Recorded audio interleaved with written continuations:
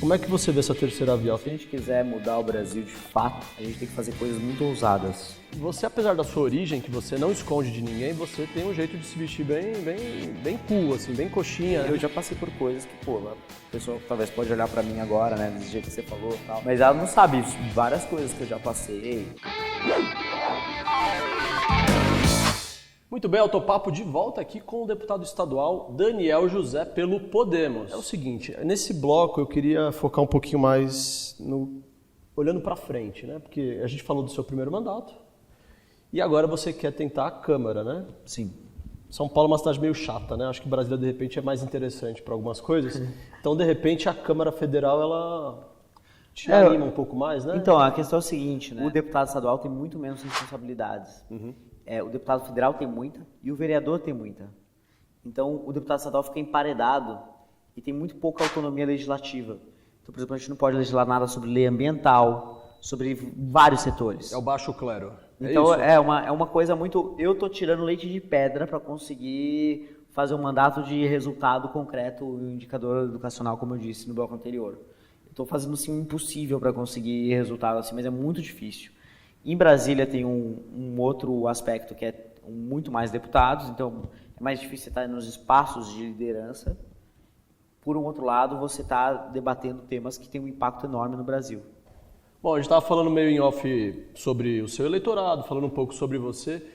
E você, apesar da sua origem, que você não esconde de ninguém, você tem um jeito de se vestir bem cool, assim, bem coxinha. Desculpa até falar pra você, mas parece, né? É bem coxinha, o tênisinho. Tênis, camiseta branca. Você sabe quem é uma calça mais clara, assim. Mais skinny, né? Que tá na moda? Aliás, na verdade, falaram que não tá mais na moda, né? Agora é meio cringe, né? O skinny. Eu já tô ficando meio cringe já. Tá vendo? Somos. Eu já não sei usar direito de TikTok. Eu tô envelhecendo muito mais rápido do que eu imaginava. Mas enfim. Mas agora deixa eu te perguntar sobre o seu eleitorado. A sua estratégia para Brasília é focando nesse mesmo eleitorado? Então, na verdade, sim, eu tenho dificuldade, inclusive, de entender exatamente quem é o meu eleitorado, assim. Porque eu acho que é uma pessoa que, quem apostou em mim, confiou em mim em 2018, é uma pessoa que queria muito renovação política. É uma pessoa que enxergava em mim alguém preparado, né, por ter feito a economia no INSPER, mestrado lá em Yale, nos Estados Unidos, ter trabalhado no mercado financeiro, com refugiados de guerra, um monte de coisa diferente. Usa patinete elétrico. Também tem esse lado meio Faria Limer e tal. Tem um banco digital, a pessoa nunca vai num banco físico, né? É isso? Investe na bolsa. E um pouco de eu ter trabalhado de maneira técnica na educação, que é importante. E são pessoas que veem que a prioridade é a educação.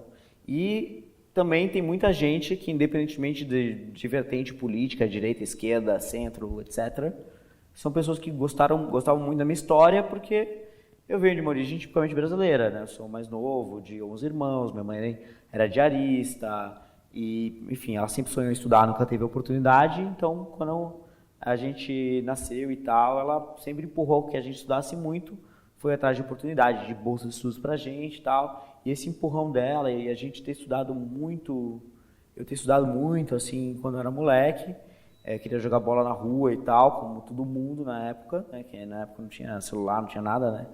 Então essa era meio que a realidade, a gente jogava bola na rua e minha mãe me puxava da rua pra voltar pra casa pra estudar sempre. Tu perdeu o tampo do dedo jogando bola? Muitas vezes. Nossa, direto. Eu acho que, assim, política é uma atividade que você precisa também de muito de empatia. Então, por exemplo, eu já passei por coisas que, pô, a pessoa talvez pode olhar pra mim agora, né, desse jeito que você falou, tal, que eu tô meio, sei lá, startupeiro, uma coisa assim. Mas ela não sabe várias coisas que eu já passei e tal, e que eu tive que enfrentar pra chegar onde eu tô, entendeu? Porque as coisas não foram nada óbvias, pelo contrário, né? Tem 1 milhão de histórias, assim, de coisas que todo brasileiro, assim, a maior parte do brasileiro passa, sabe? De você, poxa, tem que escolher, ou eu tomo café da manhã ou eu pego o ônibus, então eu vou a pé pra escola e tomo café da manhã, de você pular a refeição, porque não tem, tipo, na faculdade, pra mim, isso era direto, tanto que depois até tive uma úlcera no estômago, e vira e mexe ter problema no estômago por conta disso, porque eu fiquei por muitos anos, muitas horas, sabe, eu costumei ficar muito tempo sem comer por muitos anos. Então, isso é muito prejudicial. Esse é o jejum intermitente que você está falando, né? Pô, o jejum intermitente que poderia... Que é meio radical, né? Porque às vezes, pô, na época da faculdade tinha R$10 por dia para me manter. Então, assim, metade ia para o transporte ida e volta, o resto para café da manhã, almoço e janta. Então, tipo, cara, você passava o dia com pão de queijo, entendeu? Com um prato de salada, porque era mais leve, assim, no restaurante por quilo. Então, assim... É uma maneira meio sofisticada de dizer, mas, porra, passei por muito perrengue, já peguei latinha na rua, já fiz muita coisa. Então, enfim, já ajudei muito a minha mãe e tudo. O que eu já amassei de latinha no quintal de casa e tal. Tanto que no começo, até quando eu estava na escola, meus amigos tomavam cerveja e tal, eu não tomava porque eu tinha meio nojo, porque de tanto que eu amassava latinha, sabe, aquele cheiro, assim, enfim. Teve uma referência meio diferente. Né? Deixa eu mudar de assunto, então. Você, nesse momento, você está fazendo parte de onde a terceira via está se formando. Sim. Como é que você vê essa terceira via? Ela tem chance de ganhar, pelo menos o segundo turno? Não sei se é a eleição, né, mas... Pelo menos o primeiro turno? Para que não tenhamos aquele Bolsonaro e Lula. Para que seja um cenário diferente, de repente. Eu acho que essa é uma briga de uma geração, porque se a gente quiser mudar o Brasil de fato, a gente tem que fazer coisas muito ousadas e que já estão mapeadas há décadas. Reforma administrativa profunda, reforma tributária profunda, uma reforma educacional que repleta de medidas baseadas em evidências que dão resultados para a melhoria da qualidade da educação, de fato, para que as pessoas estejam mais preparadas para o seu trabalho, para o futuro. A gente precisa fazer reforma de pacto federativo, reforma política. Enfim, são medidas muito grandes, muito estruturais. E a gente não vai conseguir fazer essas medidas se a gente tiver na frente do governo líderes populistas. Populistas são aqueles que não querem fazer medidas que vão rachar a base deles de apoio, que vão criar grandes divergências no país. E é ali que onde eu acredito que é o papel da liderança.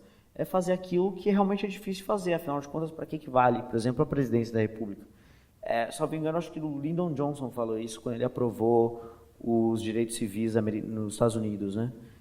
Ele falou, poxa, isso é difícil de fazer, foi uma construção muito longa, com Martin Luther King, com todo o movimento e tal, de busca de avanço pelos direitos civis e tal.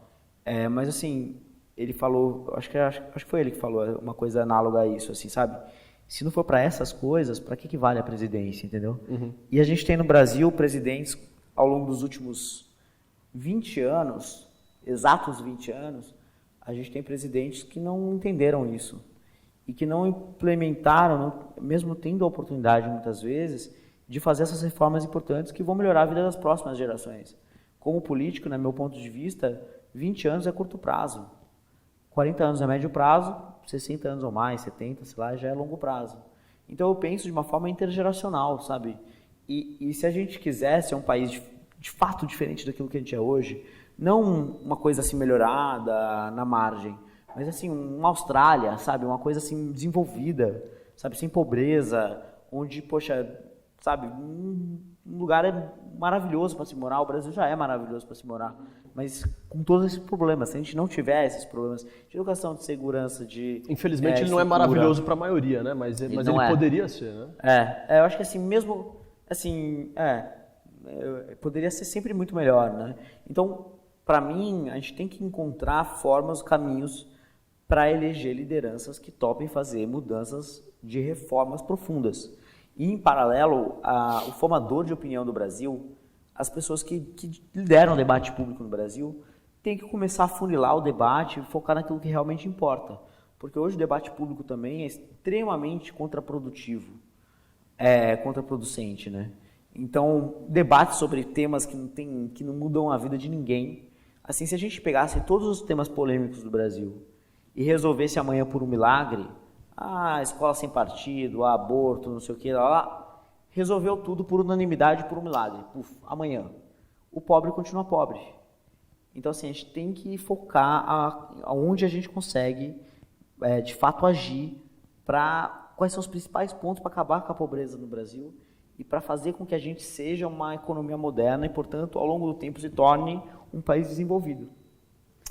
Bom, para terminar, eu vou fazer uma pergunta parecida que eu fiz para a Isapena, já que você também é um candidato a deputado federal esse ano.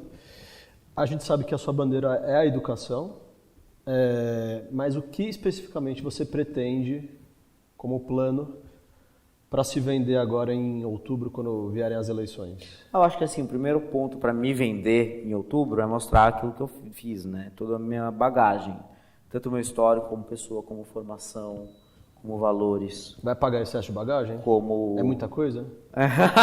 Eu acho que assim, eu ainda tenho muito que aprender, né? Seria, eu acho que até arrogante falar que, não, eu já tenho muita coisa. Pelo contrário, eu acho que eu estou começando, assim, né? Mas eu acho que eu estou fazendo um bom caminho. Então, não sei se é muita bagagem, mas é uma bagagem ajeitadinha. e eu acho que esse é o primeiro ponto. O segundo é trazer para uma escala maior aquilo que eu também já tenho feito, que é buscar melhorar a educação nos indicadores, através de políticas públicas baseadas em evidências, buscando fazer um trabalho político para alcançar cada vez mais espaços para ter impacto real sobre a área da educação e também da economia, né? Como economista, eu sempre também entro no debate econômico, que é fundamental se a gente quiser ser um país melhor e tudo. Então, eu avancei muito sobre um debate de modernização das universidades, porque eu estava no conselho da USP e durante todo esse período do mandato eu estudei profundamente a situação das universidades públicas brasileiras. Então, como a gente faz para modernizar, melhorar a governança, diversificar receitas, ter uma gestão fiscal mais responsável, alinhar melhor os incentivos para pesquisas de mais alto nível, fazer mudanças estruturais de carreiras de professores visando maior número de vagas para alunos. Tudo isso é interrelacionado. Essa é uma agenda importantíssima que eu quero levar para frente. Medidas que são concretas e que têm um impacto enorme sobre a educação, né? Então, as diretrizes de formação de professores, que é algo mais que está no Conselho Nacional de Educação, mas que com certeza a Câmara dos Deputados tem um papel fundamental de empurrar essa agenda para frente, de transpor aquilo que a gente fez em São Paulo recentemente, de uma nova carreira dos professores mais moderna, simplificada, meritocrática, com maior qualidade de vida para os professores, com salários mais atrativos. Algo que também tem que ser expandido a nível nacional. Quando você fala meritocrática, me explica melhor o que você entende pela meritocracia nesse... Eu só entendo de uma forma, é que essa palavra é uma palavra muito ampla mesmo. Eu entendo que pode e ela, às vezes ela pode ser também meio... Mau entendimento, e tem preconceito, muitas vezes. Mas não meu, mas de quem vai assistir, tá? Só para você destrinchar um pouquinho melhor. Para mim, meritocracia é basicamente você mudar a evolução da carreira do professor por tempo, para ser uma evolução por qualidade do trabalho. Como isso é medido?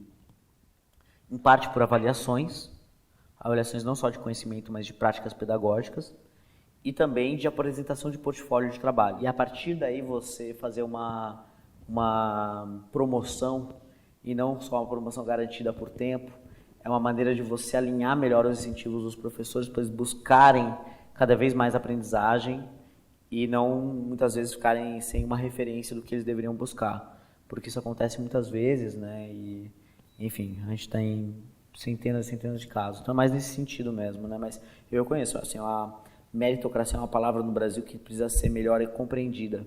Porque, no meu ponto de vista, a meritocracia nada mais é do que um sistema de incentivos. Uhum. Se eu e você, a gente está no mesmo contexto, meritocracia é você sendo melhor avaliado do que eu, você crescer mais rápido do que eu. Ponto.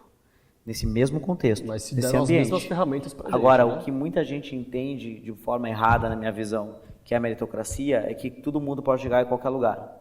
Para mim, a meritocracia não é um mito. O pessoal fala que esse é o mito da meritocracia, que qualquer um chega em qualquer lugar. Para mim, esse é o mito do tudo é possível. A gente vive num país injusto, a gente vive num país que tem muita pobreza, um país extremamente desigual. A meritocracia ela existe independentemente disso, porque a partir do momento que eu, na hora de escolher contratar alguém, eu escolho uma pessoa porque eu acho que faz um trabalho melhor do que a outra, isso já é meritocracia, entendeu? É muito mais a questão de incentivos mesmo.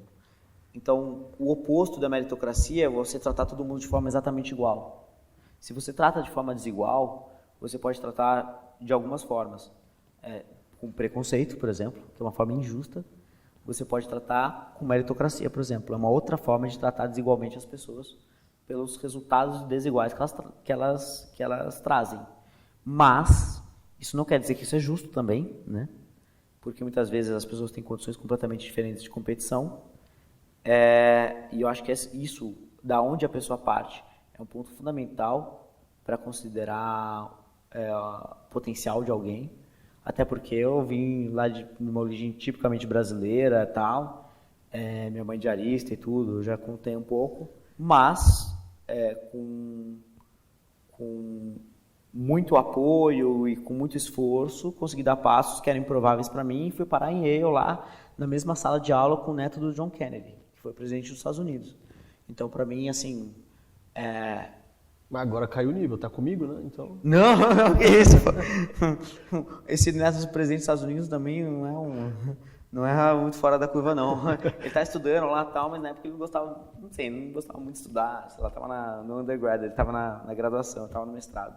Mas a gente tava fazendo uma mesma matéria ali, que é uma matéria bem legal, inclusive. Mas enfim, assunto para outra hora. Muito bem, o papo vai longe. Depois desse assunto filosófico, é com esse clima que eu quero encerrar aqui, agradecer você. Boa sorte nas eleições. Obrigado. Esse aqui é o Daniel José, gente. Valeu! Valeu, obrigado, tamo junto.